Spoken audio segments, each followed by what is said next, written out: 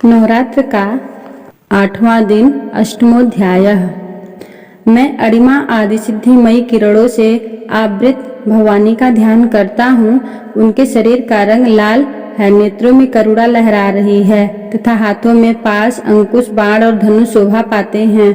ऋषि कहते हैं, चंड और मुंड नामक दैत्यों के मारे जाने पर, बहुत सी सेना का संहार हो जाने पर दैत्यों के राजा प्रतापी शुंभ के मन में बड़ा क्रोध हुआ और उसने दैत्यों की संपूर्ण सेना को युद्ध के लिए कूच करने की आज्ञा दी। वह बोला, आज उदयुद्ध नाम के 86 दैत्य सेनापति अपनी सेना के साथ युद्ध के लिए प्रस्थान करें। कंब नाम वाले दैत्यों के 84 सेनानायक अपनी वाहिनी से घिरे हुए यात्रा करें। 50 कोटि वीर कुल के और 100 धौम्र कुल के असुर सेनापति मेरी आज्ञा से सेना सहित कूच करे। कालक, दौहृदय, मौर्य एवं काल के असुर भी युद्ध के लिए तैयार हो मेरी आज्ञा से तुरंत प्रस्थान करे। भयानक शासन करने वाला असुरराज शुंभ इस प्रकार आज्ञा दे, सहस्त्रों बड़ी बड़ी सेना के साथ युद्ध के लिए प्रस्थित हुआ। उसकी अत्यंत भयंकर सेना आती देख चंडिका ने अपने धनुष की टंकार से पृथ्वी और आकाश के बीच का भाग गुजा दिया। भगवान तदंतर देवी के सिंह ने भी बड़े जोर जोर से दहाड़ना आरंभ किया। फिर अंबिका ने घंटे के शब्द से उस ध्वनि को और भी बढ़ा दिया। धनुष की टंकार, सिंह की दहाड़ और घंटे की ध्वनि से संपूर्ण दिशाएं गूंज उठी। उस भयंकर शब्द से काली ने अपने विकराल मुख और भी बढ़ा लिया तथा इस प्रकार वे विजयनी हुई। उस तुमुल नाद को सुनकर दैत्यों की सेनाओं ने चारों ओर से आकर चंडिका देवी, सिंह तथा काली देवी को क्रोधपूर्वक घेर लिया। राजन, इसी बीच में असुरों के विनाश तथा देवताओं के अभ्युदय के लिए ब्रह्मा, शिव, कार्तिकेय, विष्णु तथा इंद्र आदि देवी की पराक्रम और बल के संपन्न थी।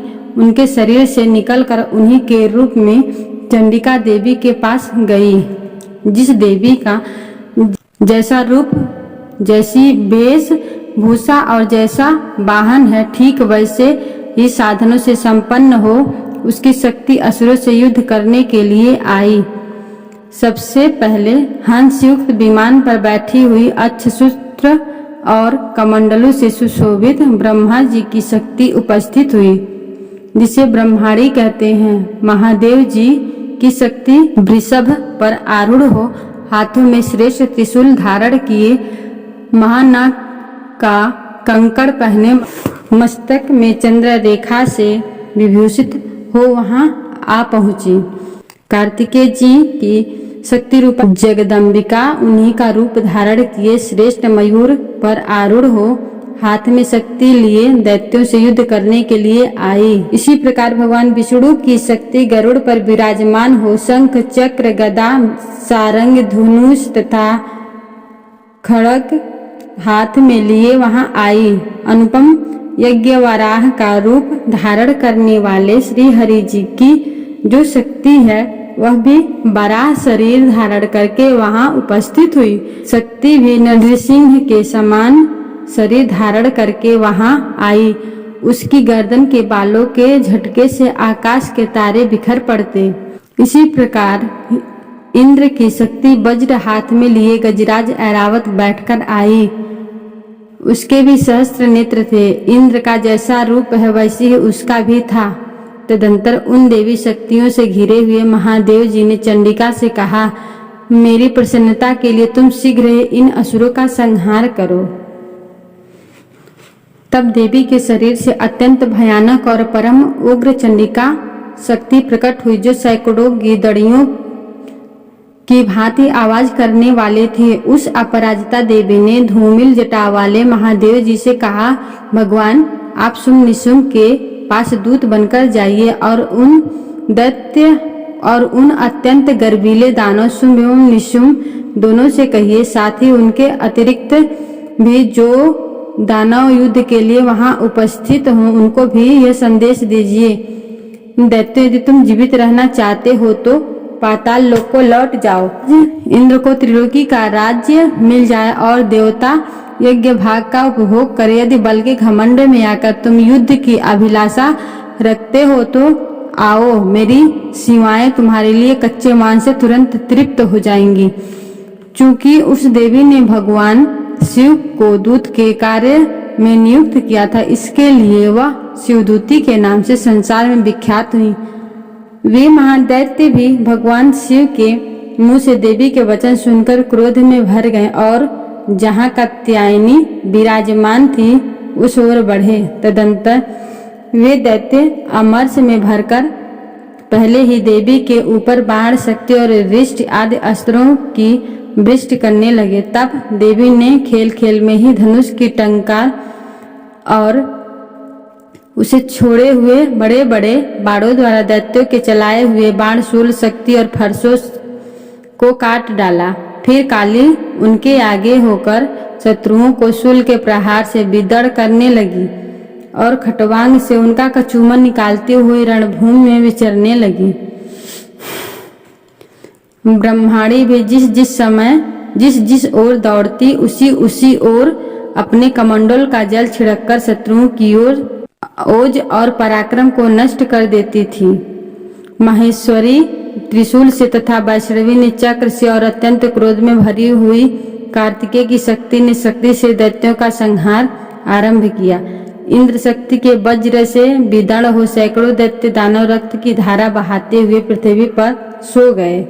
बराही शक्ति ने कितनों को अपने थूथिन की मार से नष्ट किया। दाढ़ों के अग्रभार से कितनों की छाती छेद डाली तथा कितने ही दैत्य उनके चक्र की चोट से विदड़ होकर गिर पड़े। नरसिंही भी दूसरे महादैत्यों को अपने नखों से विदड़ करके छाती और सिंहनाद से दिशाओं एवं आकाशों को गुजाती हुई युद्ध क्षेत्र में विचरने लगी।